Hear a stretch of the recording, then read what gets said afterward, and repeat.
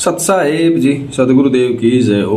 प्रार्थना है कि वीडियो को पूरा देखने के बाद ही कोई निर्णय पर पहुंचे। तो अक्सर एक वीडियो दिखाया जाता है जिसमें संत रामपाल जी महाराज के जो भक्तजन आते हैं वो दान पात्र में पैसे डालते हैं, तो उनको बोलते हैं कि देखो ये पैसा कहाँ से आ रहा है, देखो ये बोलता है पैसा नहीं लेता, ये देखो पैसा ले रहा है। भाई एक तो होता है स्वेच्छा से पैसा देना और एक होता है कि पैसा छीनना, पैसा लेना।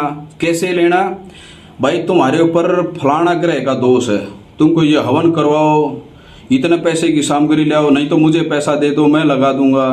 ये होता है पैसा ऐंठना। और संत रामपाल जी महाराज के पास ये तो एक आदमी होगा ना, समझदार नहीं, एक सामान्य आदमी भी होगा, वो आश्रम में आएगा तो उसको पता चलेगा कि भाई दान पात्र रखे हुए हैं। धार्मिक जगहों पर दान पात्र रखा जाता है। संत रामपाल जी महाराज 5 यज्ञ करने के लिए सब भक्तों को एनकरेज करते हैं। 5 यज्ञ में एक यज्ञ होती है दान की, धर्म की यज्ञ। तो दान करवाया जाता है, दान के लिए प्रेरित किया जाता है। कहते हैं कि 10वां अंश गुरु को दीजिए, जीवन जन्म सफल कर लीजिए, ये कहा जाता है। लेकिन नाम दीक्षा लेने के लिए कोई पैसा नहीं लिया जाता। आप उधर आ रहे हो, खाना खा रहे हो, भंडारा कर रहे हो, तो आपसे कोई पैसा नहीं लिया जाता। उधर रहने का, नहाने का, धोने का, साबुन का, तेल का, किसी भी चीज का पैसा नहीं लिया जाता। और जो पैसा जो दे रहे हैं, जो भक्त आत्मा जो पैसा दे रहे हैं, जो दान कर रहे हैं, वो सब इच्छा से कर रहे हैं, वो दान होता है। और जो एक जैसे अब बात आएगी कि भाई दान तो बाकी जगह भी कर रहे हैं, फिर आपको दूसरी जगह से क्यों इतनी जलन हो रही है? तो जलन हमें नहीं हो रही है, जलन दूसरों को हमसे हो रही है। अब थोड़ा सोचो कि दूसरे मंदिर में गया, कहीं भी गए, पैसा चढ़ा रहे हो, पुजारी अपने पास रख लेता है। और ज्यादा दूर क्यों जाओ, जैसे मेरे ही गांव में मंदिर है, पैसा डाला मंदिर में, या दान पात्र तो उधर भी है, तो उधर रख दिया, पैसा डाल दिया, पैसा डालने के बाद पुजारी अपने घर में लेकर चला गया, वही उसकी कमाई का जरिया है। अब थोड़ा सोचो, जैसे जूता ठीक करने वाला है, जूता बनाने वाला मोची है, वो उसका धंधा है, वो उसका कर्म है, वो उसकी पूजा नहीं है, मतलब वो उसका धंधा है वो। और जैसे माली है, वो गार्डनिंग करता है, वो माली का काम करता है, उसका धंधा है वो। ठीक इसी प्रकार पुजारी पूजा करता है, तो पूजा क्यों बोलते हैं उसको, धर्म क्यों बोलते हैं उसको? वो धंधा है उसका, वो पुजारी का धंधा। हम कहते हैं भाई धंधा मत करो, धर्म करो, पूजा करो। तो जो चढ़ावा आता है या जो दान पात्र में जो भी पैसे आते हैं, वो पैसों का सदुपयोग होना है। अब सदुपयोग क्या है? एक बुद्धि का स्तर इतना नीचे गिर चुका है आज के दिन हमारे समाज में, देखता हूं मैं, कि संत रामपाल जी महाराज के पास जितने भी दान पात्र में पैसे आ रहे हैं, वो सारे के सारे अन्नपूर्णा मुहिम के तहत कितने सैकड़ों, देखो श्री कृष्ण ने एक घर बनवाया था, उसकी इतनी महिमा है। और यहाँ संत रामपाल जी महाराज की अनुकंपा से न जाने कितने घर बन चुके हैं, हजारों घर। और अन्नपूर्णा मुहिम के तहत हजारों लोगों को राशन मुफ्त, शिक्षा मुफ्त, मेडिकल मुफ्त। और ऐसा नहीं है कि एक बार देकर रह गए, जब तक वो सक्षम ना हो के ये ना कहते कि बस जी अब हम सक्षम हो गए हैं, तब तक वो राशन मुहैया, वो सारी की सारी सुविधाएं दी जाती हैं। ऐसा कोई और धर्मगुरु कोई आपके पास, उनके पास भी दान पात्र होगा, उनके पास भी चढ़ावा आता होगा, दान आता होगा। क्योंकि जो भक्ति में अगर किसी की इच्छा है, जिसमें भगवान की इच्छा है, वो दान करता है, उसको पता है कि दान का महत्व है। कबीर साहिब कहते हैं कि देते को हर देत है, जहां तहां से आन, और अण देवा मांगत फिर साहिब सुने न कान। जैसे द्रौपदी का चीर बचाया गया, तो ऐसे तो आज न जाने कितनी लड़कियों के बलात्कार होते हैं, वो भी भगवान से प्रार्थना करती है ना कि हे भगवान मुझे बचा लो, और अंतरात्मा से करती हैं, लेकिन उनकी रक्षा नहीं हो पाती है, जबकि द्रौपदी की रक्षा होगी। कारण क्या है? क्योंकि द्रौपदी ने पहले दिया हुआ है, और दिया हुआ तो भगवान उसको देता है। कि उसने एक साधु का एक अपनी अनमोल जो मूल्यवान जो साड़ी थी, उसको फाड़ करके और कोपीन के रूप में एक अंधे साधु को दिया था। तो उस एक कोपीन के बदले बोला इतना सब कुछ दिया गया उसको, कि उसका इज्जत बचा दी उसकी, क्योंकि उसने एक साधु की इज्जत बताई थी। और यहाँ कहते हैं कि अगर अणदेवा मांगत फिर, अणदेवा जिसने पहले कभी दान नहीं किया हो, चाहे कितना भी मांग ले, भगवान उसको नहीं देता, फिर साहिब सुनते ना कान। तो वही वाली बात है। अब दान करने के लिए जिसको भगत को भगवान की इच्छा है, दान सभी करते हैं। लेकिन मेन बात यहाँ आती है कि जिनके पास दान आ रहा है, जो धर्म की गद्दी पर जो बैठे हैं, जो ये कहते हैं कि हम यहाँ के धर्म के रक्षक है। पहली बात तो ये है कि कुछ लोगों में ऐसी भ्रांतियां हैं कि हम भगवान की रक्षा करेंगे। अरे 49 करोड़ पृथ्वी है, 49 करोड़। और जो कहते हैं ना कि वैज्ञानिक, वहां तक बोला वैज्ञानिक बात करो आप, वैज्ञानिक दृष्टि से पहले पृथ्वी को ऐसा समझा जाता था कि सूर्य पृथ्वी के चक्कर लगाता है, लेकिन बाद में पता चला कि पृथ्वी सूर्य के चक्कर लगाती है। अब और लेटेस्ट में यह आया कि सूर्य भी किसी के चक्कर लगाता, अपने आप घूमता रहता है, इसके साथ घूमता रहता है। विज्ञान अपना स्तर बढ़ा रहा है, विज्ञान संपूर्ण नहीं है, लेकिन एक अध्यात्म मार्ग है वो संपूर्ण है। वो अध्यात्म मार्ग के लेवल तक विज्ञान को पहुंचने के लिए बहुत लाखों करोड़ों सालों की आवश्यकता है। लेकिन यहाँ हम बता रहे हैं कि 49 करोड़ पृथ्वी हैं। किसी भाई को समझ में आ रही हो तो अगर कोई अपने ग्रंथ पढ़ा होगा तो उसको पता होगा। तो 49 करोड़ पृथ्वी पर आप एक जगह एक छोटे से मनुष्य और आप कहते हो कि हम भगवान की रक्षा करेंगे जिसने 49 करोड़ पृथ्वी और सारी सृष्टि बना रखी है। जबकि बात यहाँ के उल्टे, आपको भगवान की रक्षा करने की आवश्यकता नहीं है, आप अपने धर्म की रक्षा करने की आवश्यकता है ना। आप अपने ईमान की रक्षा करो। आप सच को सच को, झूठ को झूठ को। भगवान आपकी रक्षा करता है ना कि आप भगवान की रक्षा करते हैं। जितने ये रक्षक बने घूम रहे हैं, क्या हमारे भगवान का अपमान कर रहे हो? हमारे भाई वो भगवान ने सब कुछ बनाया है तो सबके अंदर बुद्धि भी भगवान ने ही दी है। तर्क शक्ति अगर किसी के अंदर दी है तो भगवान ने दी है। तो सवाल करता है तो फिर बुरा क्यों लगता है? पता नहीं कहाँ बुद्धि चली जाती है। तो संत रामपाल जी महाराज उस दान में आए हुए पैसे का सदुपयोग करते हैं। वो दान का पैसा वापस से सेवा में लगाया जाता है। अब कोई और धर्मगुरु ऐसा लगा रहा हो तो बताओ मुझे। और कोई ऐसा नहीं कर रहा, लेकिन वो नहीं चुभ रहा। संत रामपाल जी महाराज की लोकप्रियता बढ़ रही है इस कारण से, इसलिए वो चुभ रहा आंखों में।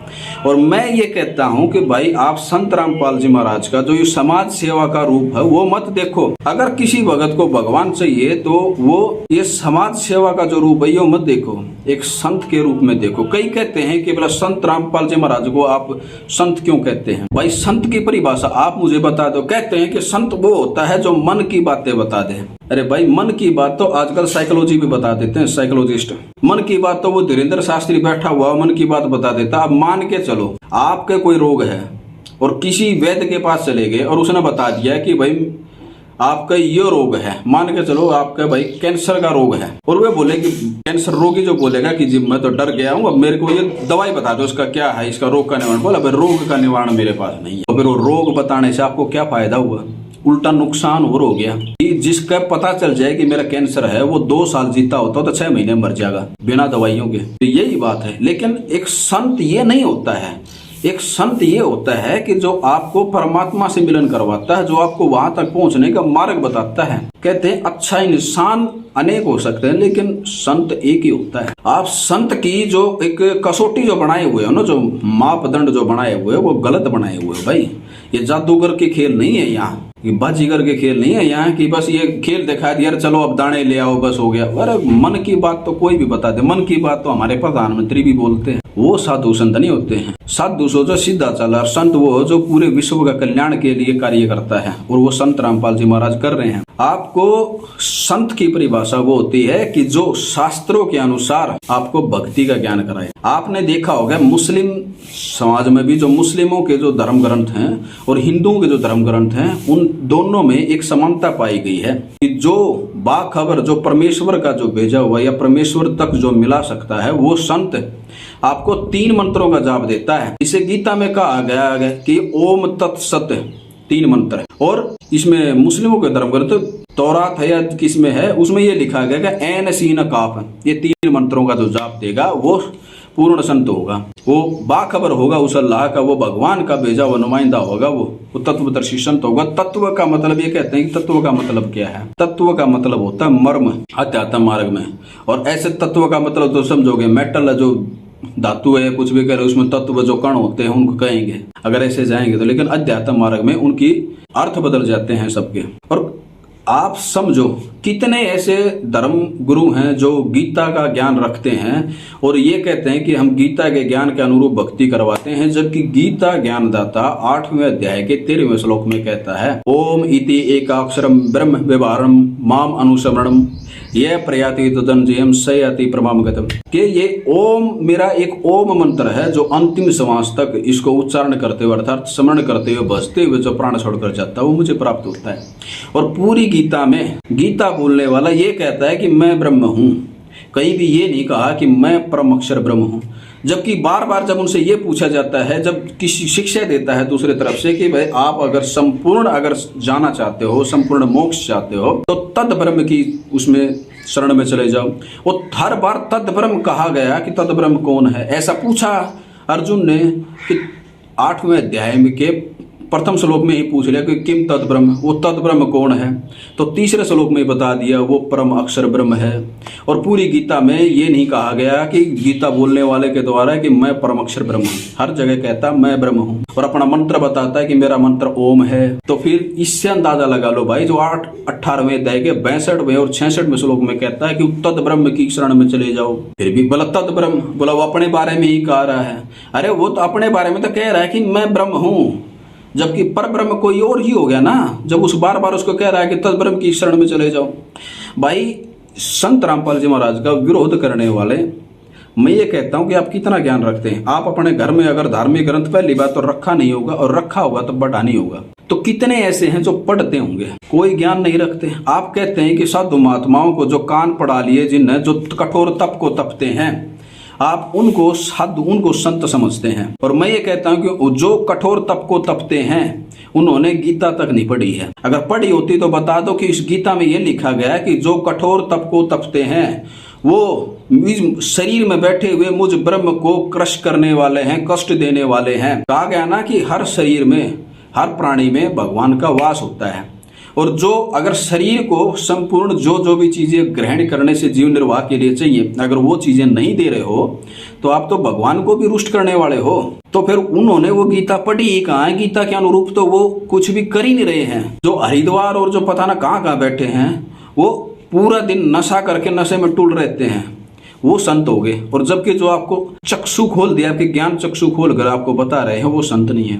क्या मापदंड रखे हो आप अपने घर में जो ग्रंथ पढ़े हैं, रखे हुए हैं, उनको पढ़ो एक बार। और मैक्सिमम लोगों में एक गारंटी देता हूँ, मैक्सिमम लोग जो संत रामपाल जी महाराज का विरोध कर रहे हैं वो केवल और केवल वो लोग हैं जिनको ज्ञान नहीं है। पहली बात तो 80% लोग तो वो होंगे जिनको अक्षर ज्ञान भी नहीं है। और दूसरी चीज़ है, कभी अपना धर्म ग्रंथ या उनकी तर्क शक्ति इतनी कमजोर हो चुकी है कि उनको तर्क भी दिखाई नहीं देता कि अरे दूध तो पीने की चीज़ है, उसको तो फेंकवा रहे हो, और मूत्र जो फेंकने की चीज़ है उसको पिलवा रहे हो। कई लोग जो महान ज्ञानी वक्ता ऐसे आ जाते हैं, कहते हैं कि गौमूत्र से दवाइयाँ बनती हैं। भाई दवाई तो एल्कोहल से भी बनती है, एल्कोहल का भी यूज होता है ना दवाई में। तो एल्कोहल को जब पीता है तो फिर ऐसा क्यों कहते हैं कि नशा क्यों करता है, गलत चीज़ है, इसको मत पियो। दवाइयों के रूप में जब आप किसी चीज़ को लेते हैं तो बहुत कम मात्रा में वो आता है। और दवाइयाँ जैसे मूत्र में कई तरह के घटक होते हैं, जैसे यूरिया है या ऐसे कुछ, तो उन घटकों के कारण मूत्र का कुछ अंश उसमें मिलाया जाता है। इसका मतलब ये थोड़ी ना, जैसे अब दवाइयों में एल्कोहल होता है तो इसका मतलब ये थोड़ी ना है कि एल्कोहल आप पी लो और आपको जो दवाइयाँ, जैसे किसी को बुखार की या किसी को कुछ समस्या है, अब हर दवाई में अल्कोहल होता है, ट्रीटमेंट लेते हैं, तो इसका मतलब अल्कोहल सीधी पी लो सब कुछ ठीक हो जाएगा? नहीं होता, घर का नाश हो जाता है अल्कोहल पीने से, दारू पीने से। और आप पाखंड की परिभाषा नहीं समझते। संत रामपाल जी महाराज एक सुसज्जित, एक सुव्यवस्थित समाज की स्थापना कर रहे हैं।